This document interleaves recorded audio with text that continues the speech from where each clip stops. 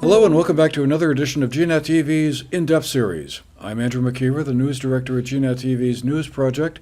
It's a pleasure to have you with us today on Wednesday, July 3rd.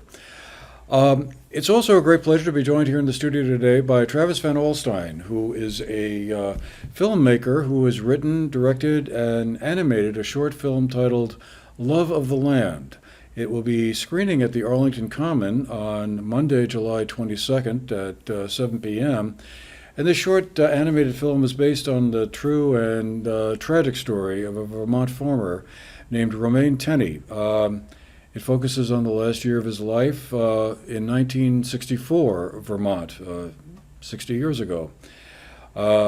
And Mr. Van Alstyne will be also giving a presentation and a discussion about the film and the historical aspects of it when it's screened there at the Common. But Travis, thank you very much for making the long trip down south to be with us today. Well, you're very welcome. It was a beautiful day to drive down, so.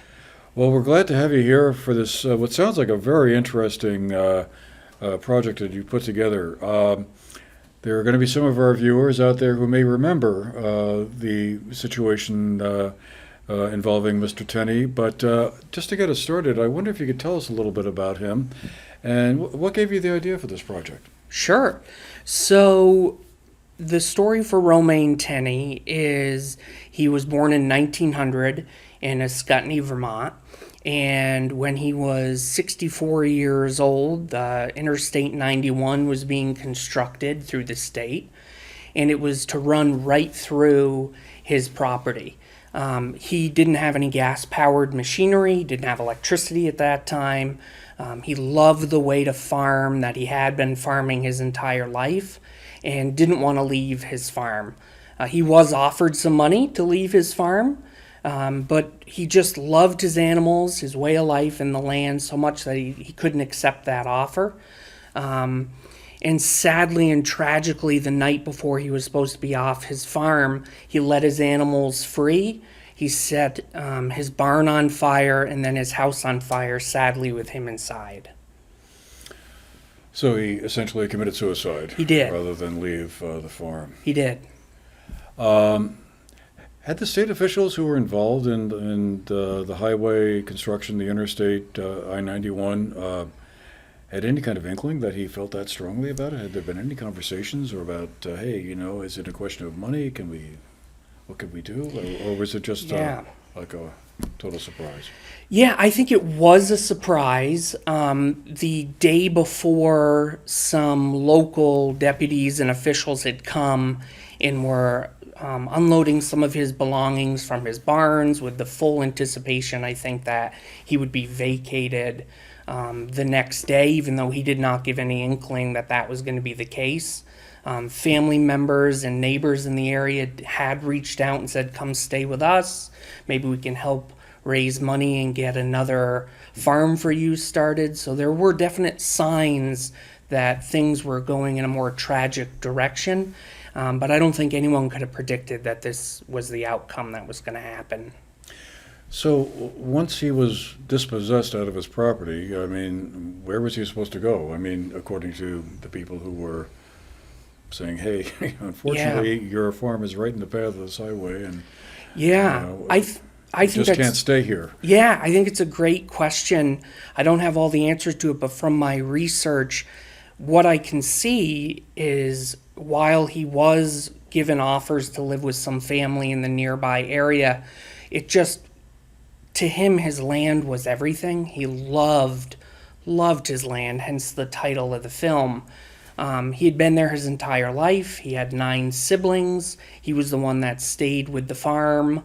And I think the plan was that he was potentially going to go with some siblings or stay with some relatives, but even up until the day before, there's different information that he basically was talking about not wanting to leave and staying, and I think that's pretty much where he had kind of left it with people.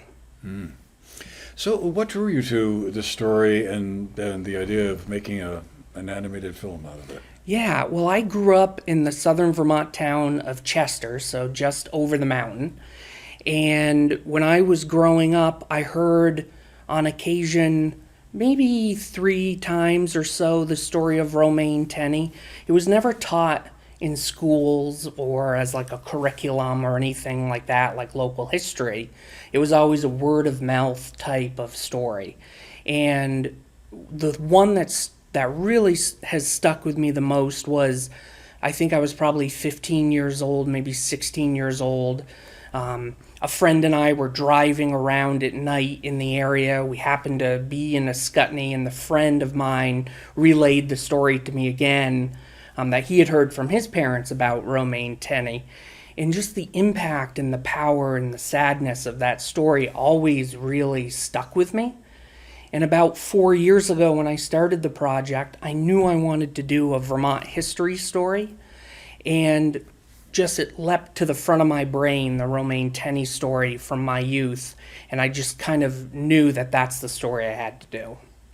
So it's an animated story. I wonder if you could talk a little bit about the process of animation and how you do it. It's not like you had a camera out and you shot a bunch of video. Right. You had to create the cards or whatever pieces of paper that viewers will see on the screen. Yeah, so my training, I grew up, lived in Vermont my whole life. The only time I've been away is 4 years for college at the Savannah College of Art and Design, where I actually majored in animation. So animation has always been something I've been interested in. And for this particular project, I decided to use rotoscope animation, which is a process that was created in, I think, 1915 by Max Fleischer, and it basically involved filming live action actors on film, then this large apparatus where they would project frame by frame onto a sheet of glass, the frame. They would then lay a piece of paper over that and then draw over the top of the video to create very realistic and natural animation. So I kind of did the 21st century version of that, which is using my iPad Pro and Apple Pencil, and recorded video of myself dressed in overalls and boots and hat, acting out the different scenes, but then digitally using my iPad, still frame by frame, hand-drawn. I estimate about 3,000 drawings to do the 8.5-minute animation, and it was a labor of love over 4 years to do that. Wow, that sounds like a lot of work. It was a lot of work. 3,000 frames. Holy Yeah. mackerel. So, and you're screening down at the Arlington Common on July 22nd. That's part of a larger series of showings that you're doing around the state. It is. Part of what I did was, once I finished the animation, I always knew film festivals was something I wanted to do.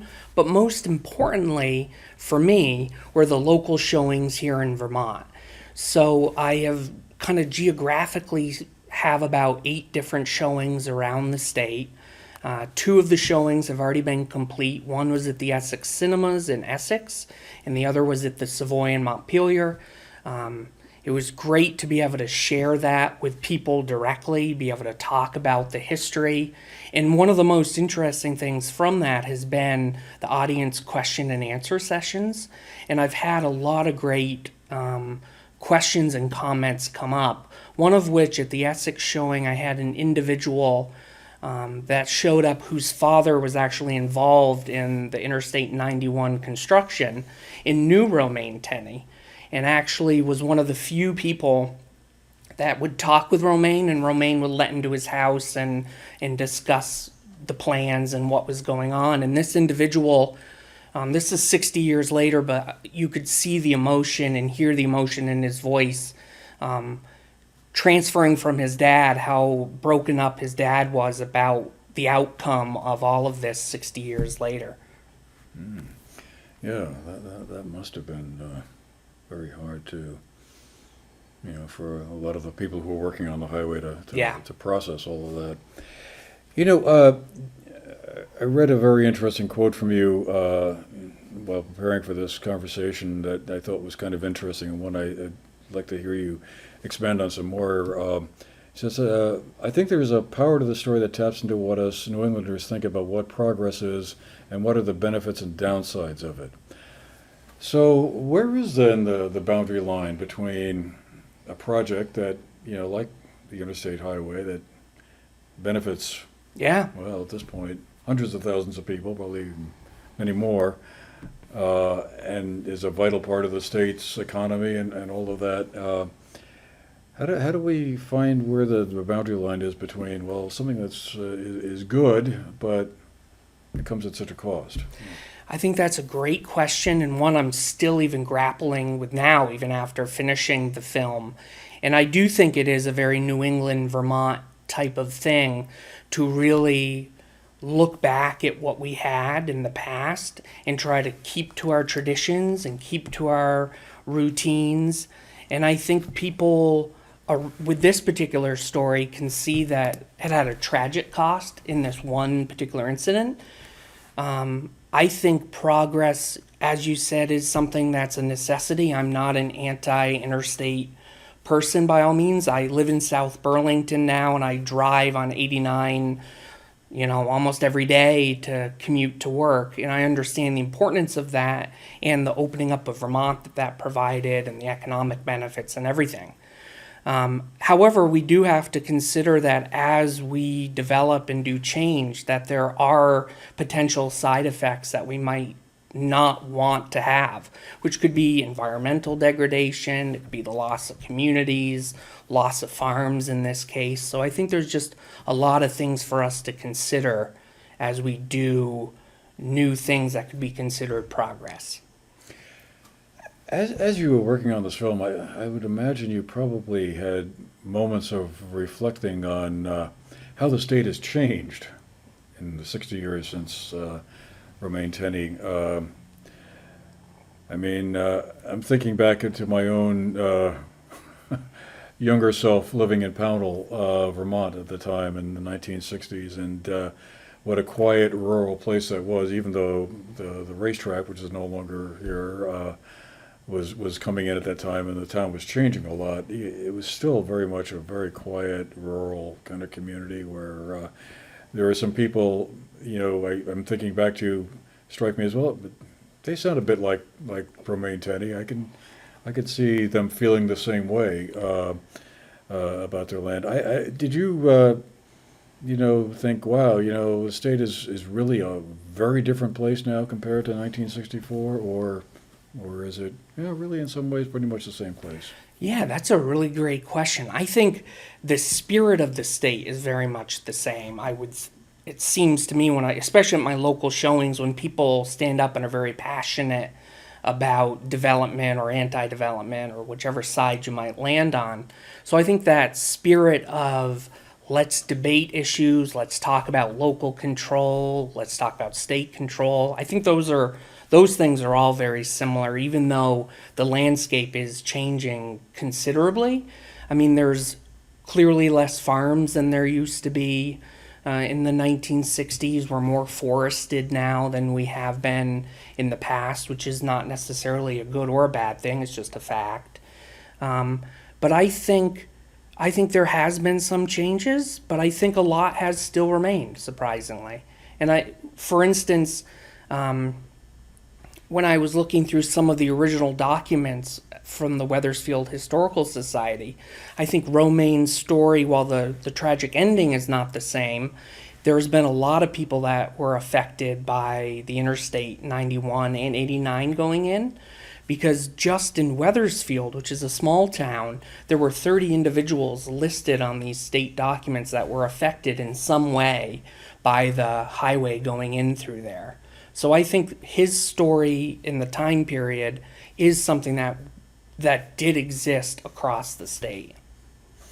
I mean, there must have been a lot of other people who were going to be forced to move. I guess I also find myself thinking that, the eminent domain piece is always kind of interesting, where a state or federal government can say, look, we need your property to put this project up, and how did they calculate how much money is a fair price to pay for someone relocating and kind of being totally disrupted from their previous life? Yeah, that's a great question. I don't have the specific like rubric that they use, but I can comment that they initially offered Romaine Tenney for his 90-acre farm in 1964 about $10,600, I think it was, which is in today's money about $101,000, I think it was, $110,000 approximately. He did go to court, and the court said, no, you need to compensate higher. So they increased it by almost 30% and said $13,000, which still, in today's money, I think is only like $140,000. So I'm not sure what the rubric was, but you could question, what that compensation would be. And I would argue that potentially today you would probably have to compensate at a much higher level than that for 90 acres. Well, you sure wouldn't be able to find a new house for $140,000 No. just about anywhere. Yeah. I guess, just to kind of get back into the technical side of how you made it, will people be seeing like what a whole series of images? Will it be sort of like a movie or? Yeah, that's a great question. Yeah, it's fully animated, so it's fully motion that you'll see. So it runs right together, has different shots and scenes. I couldn't believe it's 75 different shots that I had to complete over the 4 years to do, which was a lot of work to rotoscope. But yeah, it's a fully fledged story with narration and fluid motion. So it's had good reception so far, and I'm really excited to share it in Arlington. And you had a couple of people helping you with it, I guess, with the music or the soundtrack and Yeah. a few other things as well. What do you think should be the biggest takeaway or that you'd like people to take away from this once they've come and seen it and Yeah. taken part in the conversation that will follow it? Yeah, I think for me, there's many different things, but the main takeaway for me is that in this particular story that I'm telling and the research that I did, Romaine Tenney, despite all these challenges that were coming his way and all these changes that were being thrust upon him, he was a kind, friendly individual that liked to talk with people. There were stories that when he had to walk the 6 miles because he didn't have a car to the Claremont grocery store in New Hampshire, that he would just start walking and people would pick him up along the way and help him out and bring him to the store and bring him back. And I think it's his kindness that I really want people to take away, because it would be easy to tell this story as a anti-government story or a shake your fist at the government type of thing. And that wasn't him at all. Even amidst all of the things that were going on, he was not protesting. He wasn't trying to stop machinery. He wasn't doing any of that type of stuff. He was continuing to farm and do his lifestyle in his kind way that he did. And I think remember he didn't use any gas or electricity. He used No. horses or Yeah. he was an old-time farmer. He was an really, old-time farmer. He had 25 cows that he would milk by hand every day. And I was so thrilled that I found from the Historical Society one image of him on a horse-drawn mower for his field. And then I was able to discover the only bit of film footage I've seen, which came from Nora Jacobson's Vermont movie, which is just this maybe 8-second clip of him riding on the back of that as the horses pull it. It was kind of very touching to see. So by 1964, most farmers were using tractors and machinery and electricity. Yes. And all that. Was this some kind of statement he wanted to make that, that's fun and great, but I'm doing it my way? That's a really interesting question that I've kind of tried to figure out and don't have a great answer to. I did read that he wasn't ever making a statement politically. Like, I guess he wasn't a big, attending town meetings or things like that. He just liked to live and farm the way he liked to farm. And I'm not sure he was trying to make a statement. I think he was just enjoyed his life peaceful and quiet the way that it was and wanted to maintain it that way.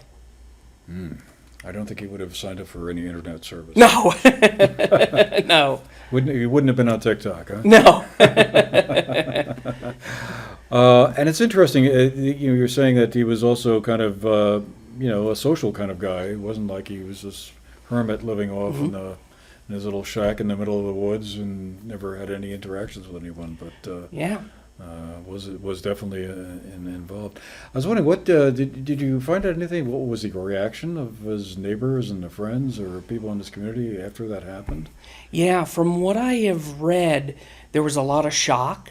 There was a lot of sadness. And his story, to kind of extrapolate from that, is still very connected to the Wethersfield and Ascutney community to this day. As an example of that, there's a park and ride off of exit 8 on Interstate 91, and there was one sole remaining maple tree from his property that had still stood until I believe it was 2019, I think it was, March 17th, if I remember correctly, and it stood for 55 years. And when it was time to take the tree down because it was in poor condition, the state, I think, was surprised when the entire community showed up for a hearing and said, we don't want you to remove the tree. It was delayed for 2 years, the removal of the tree. It finally did have to be removed.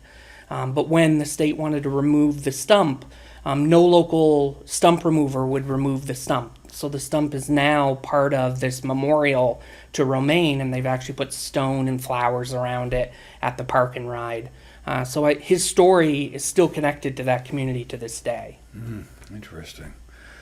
Well, when we get to the screening there at the Arlington Common, which will be at their theater place, the former Catholic Church, as many people would know it from around here, off to the left of the Watkins house there. What will be happening? Will you be giving an introduction to the film before it's showed, and then a question and answer session afterward? Is that what's going to be happening? The way I've done it before, and we'll do it for the Arlington showing as well, is I give a very brief hello, how you doing type of thing. I screen the 8.5-minute film, and then for about 40 minutes I present on the history with slides, some video. I talk about the behind the scenes process as well, and then end with a question and answer session, which in the past has lasted a good 15-20 minutes of people talking about their opinions, their thoughts, asking questions about Romaine Tenney and whatnot. I'm sure this must generate a lot of conversation. It does. There are some contemporary echoes to all of this. Yes. Even though we're probably not going to be building another interstate highway through the state Right. in the near future, it seems like other development kind of projects sometimes. Yeah, and I think encounter just issues. in our current times, talking about housing and the need for housing kind of butts up against this question of progress and what Vermont will look like. And I think people have opinions on both sides. Yeah. Well, that's certainly a very relevant topic. Yeah. I could see you making an animated Yes, film maybe the about next that one. That would be a good one. All right. Well, Travis, I guess we'll leave it there for today, but definitely we'll mark our calendars for, July 22nd at 7 p.m. down at the Arlington Common. Sounds like that'll be a really interesting show to attend. I'm really looking forward to it. All right. Well, thank you very much for being with us. You're and welcome. telling us about it, giving us this preview of it. Thank you. All right. And thanks to all of you who've been with us today. I appreciate, you sharing part of your day with us. And, we'll see you the next time. And we'll see you down at the Arlington Common on July 22nd. Take care.